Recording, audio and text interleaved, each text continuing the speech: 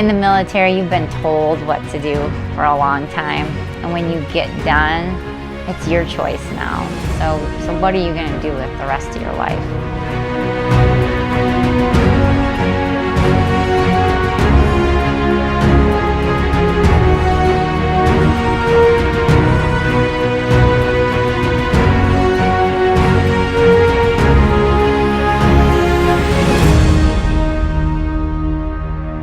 I'm going to ask you some questions about the beginning of your military career.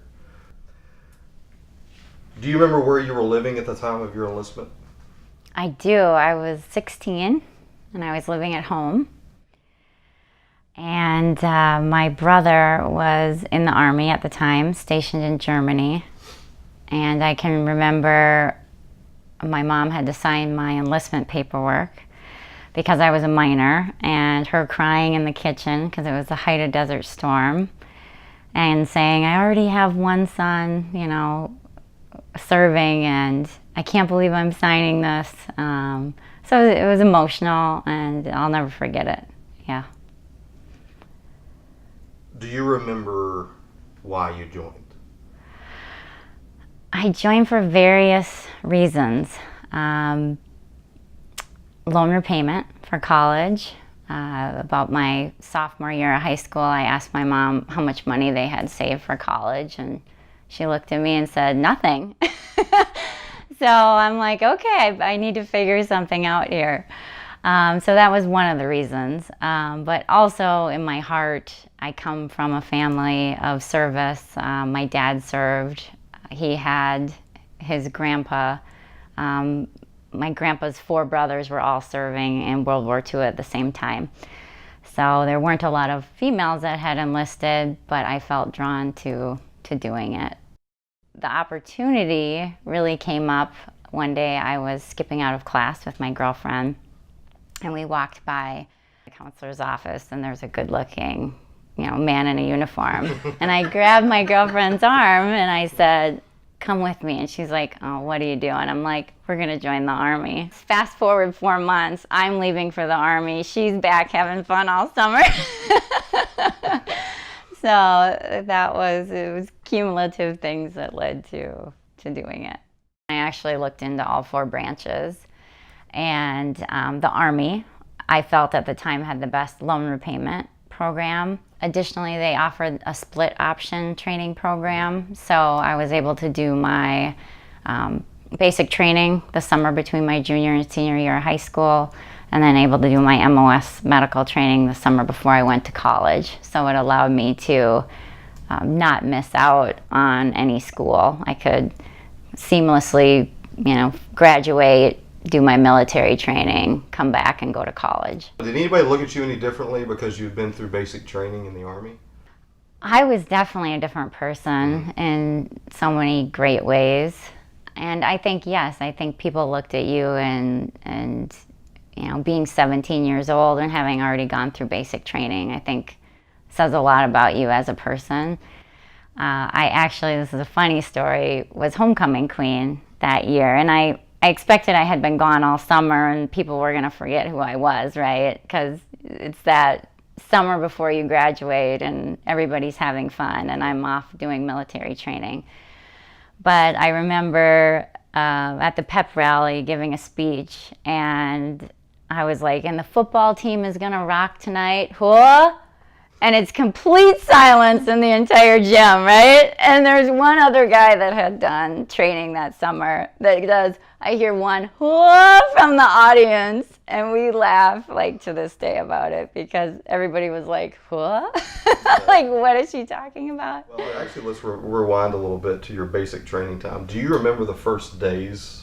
Like when you first got there, do you remember what it was like? Can you explain that? I remember, I mean, I think the bus ride is your one event that you can never forget, like pulling up to the retention center, and you know, the drill sergeant gets on the bus and he comes on really calm and then just starts yelling, get the hell off my bus, everybody. And he's standing right in the aisle, so nobody can get by him. So we're all in our seats going, And then he gets louder, and pretty soon people are trying to roll their windows down, and they're all climbing over the seats, and it was an event you'll never forget your whole life.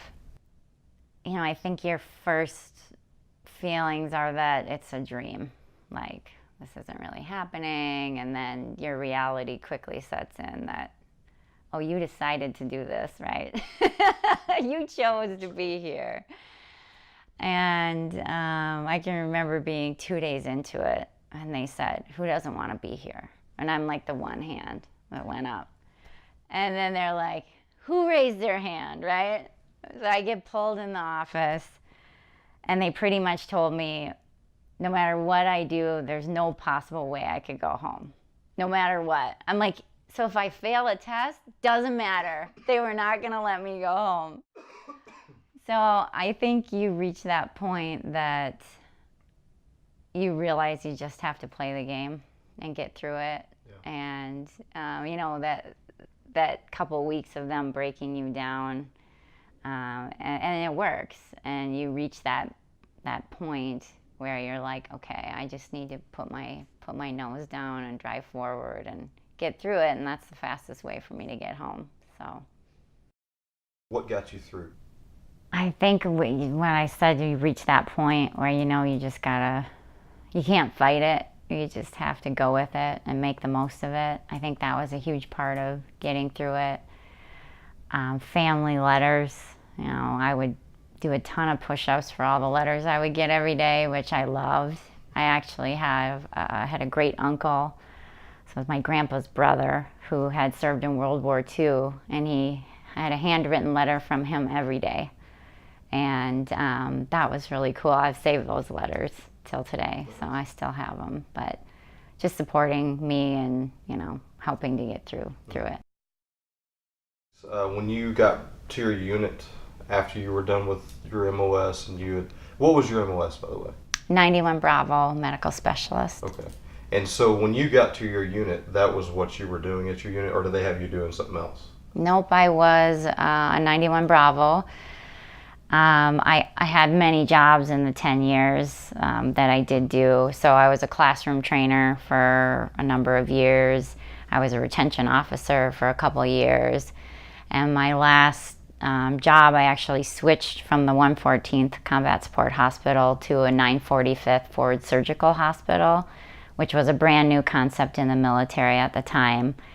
And actually started with one other guy, one of the first reserve fast teams in the whole U.S. Did studies after Desert Storm, and a majority of casualties were lost because of traumatic hemorrhage, so they're not able to get troops from the front line back to the cash hospital. It was taking too long. So they developed fast teams that were 20 people, and you could operate on the front lines. So fast teams only took in the expectant, and our job was to stabilize them and get them back to a cash hospital. So you would run for 3 days, and you would move out with another fast team, rotate out. So your hospital could be set up within an hour, and then you'd run for 3 days. After 3 days, the other cash hospital or the other fast team would come in, set up. They'd give the signal they're up and running. We'd tear down within an hour, and we'd go back and get new supplies for our 3 days, and you'd continue to rotate out with another fast team. Do you remember the last day that you had to put on that uniform? It was 1 month before 9/11 that I turned my gear in. And I can remember the morning of 9/11, my commander calling me. And because I started the unit, I had trained, you know, a lot of officers on, you know, how to be in the field, how to, you know, we had 5 doctors that had absolutely no field experience. So how to roll their socks, how to keep their stuff dry. I was teaching them how to be soldiers in a lot of ways. And so he called me up and he's like, "Are you with us, Cooney?" And I was like, oh man, you know, it was really hard. And I didn't go. They served many tours after that. And it was great to know that I had to help to build such an amazing team. There was a 5-year waiting list to get into the unit at the time I left. So it was high-speed individuals. You had to be good at medical, but you also had to be good at PT, and you had to know your how to survive in the field. So it was this unique blend of, not just medical professionals, but medical professionals that could also be soldiers. We were our own protection in the field, so you needed to know a little bit of everything. All right, so let's fast forward to the reason how I found you and why I found you is because you now own a company. Yes. What is the name of the company? The company name is Borup. It was started in 1907 by Maud herself. I was really drawn to the history of the company, it being owned by a woman who started it before women even had the right to vote in many states. I felt like she was a pioneer in her time, and the company was meant to still be led by a woman today. What inspired you to buy Borup? So short version, got a let go from the company I worked at. So I was a sales and marketing director at a food gift company. And essentially, he didn't want to pay my commission that year because we had had a good year of sales. So brings me in on a Friday and says he can no longer afford my position. So while working at that company, I had met the current owners of Borup, and they were supplying us through that company, and we were selling their brand into Target and some other retailers. And the owners didn't have a lot of money at the time to do product development, and I had a team at the company I was at. So I asked them if we could redesign the brand, come up with a line of product, and pitch it to some of our retailers, and they loved the idea. So we had good success with that. So when I left, the owner didn't like the items of that previous company because to him they were low margin and they were too specialty really for him. So he did a lot of packing in China. He was trying to do things on the cheap really.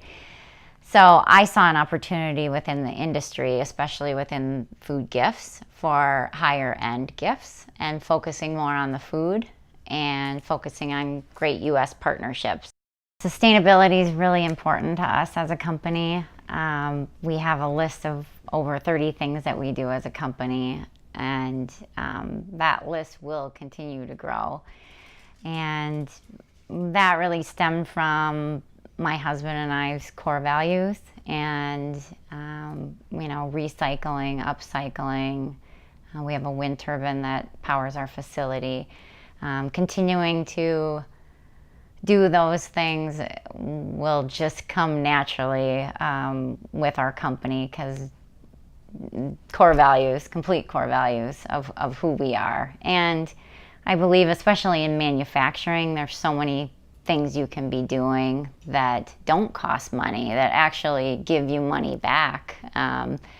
We compact all of our corrugate and we sell it back to our corrugate company. So any of our shipping cases that we do get compacted, they'll come and pick it up and they actually give us money back for it. So the more research we've done, we've found there are great programs that give you incentives for doing that type of thing. It costs money for people to pick your garbage up and take it away, and in this situation you're getting money back for doing it. We have a product called Eco Eggs. So they're Easter eggs made from plants instead of petroleum. So most of the Easter eggs today are made in China, and so we're actually producing them in the US and we're making them from plants instead of petroleum. So there's so many great claims. It's 100% recycled product.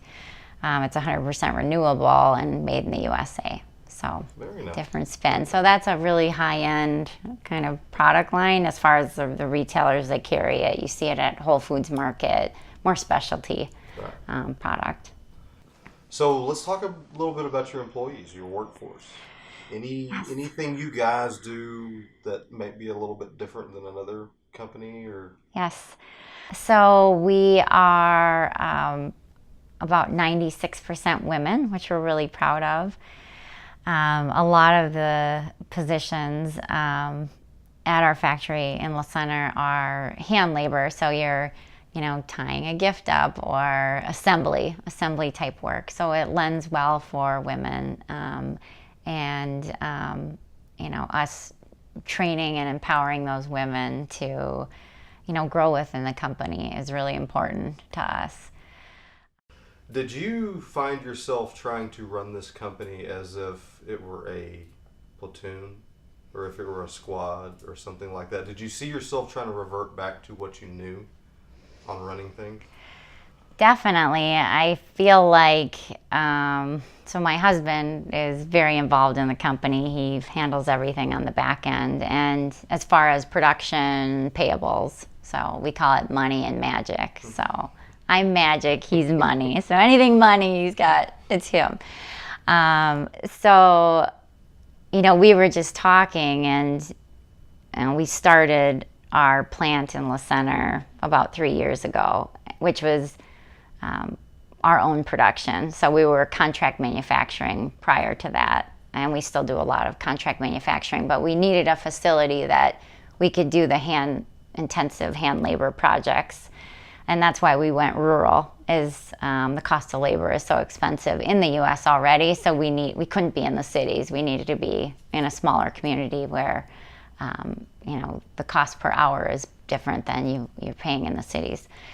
So we were just talking recently about, we hired all these people in La Center, and there wasn't enough training, right? And I'm like, we need to break it down, and our line leads need to be looked at as squad leaders, because they've got a team of up to 14 to 20 people on their line, and give them the power to make decisions on their lines. Do you guys have any charities that you guys give to, or do you volunteer anywhere or anything like that? Yep. Blair's Tree of Hope is an organization that we donate eco eggs to every year. There are hospitals around the cities that are treating terminally ill children. And so we actually have an egg that's approved to bring in for those events in an environment that is temperamental, I guess is maybe the word I'm looking for, so more safe. St. Jude's, we raised money for this year. My husband fishes for the tournament, and we do fundraising for that. So you're kind of a statistical anomaly, let's put it that way. Female, successful business owner, and a veteran on top of that. What do you have to say about that? Anybody else out there that it's a female veteran that might be just on the verge of getting out of the military, and maybe they have aspirations of starting their own business? Any words of wisdom? Just going for it. I think that we all have something in the back of our heads, and there will never be the perfect time and or place to do it. You just have to wake up one day and say, I'm doing it, And my kick in the butt, I call it, was getting fired. And from that moment on, I was on autopilot. Like, I knew that was my destiny, and I was just going. Like, it was where I needed to be, always. So I think you need to listen to that little voice that's in the back of your head saying, is this your destiny? And you truly create your own destiny. And life is short. So every day I wake up and I've got a list of things I want to be doing. And when I'm not getting it done, that eats away at me. So I'm a driver, and that's the way things get done, is I'll hound you. I will hound you if I know we need to where is this at? We need to, because you got to check it off your list and move on to the next thing. I think really marketing and using the things you've learned is important. If you go into a job, talk about what you did. I feel like so many military people I know are modest, that they don't realize the value of what they have.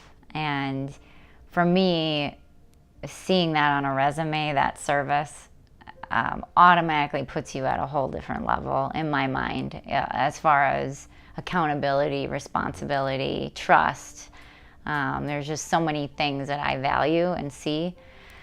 And I think, you know, like I said, listening to that voice in your head and, you know, after the military, when you're in the military, you've been told what to do for a long time. And when you get done, it's your choice now. So what are you going to do with the rest of your life? And you are in control, and it's your opportunity to really flourish in what you want to do and what you want to be. You know, I was a medic, and my life after the military was marketing, it was product, it was colorful. You know, it was a lot of things that were different than what I learned in the military, but yet foundationally there were so many things I could take from it and use and still use today.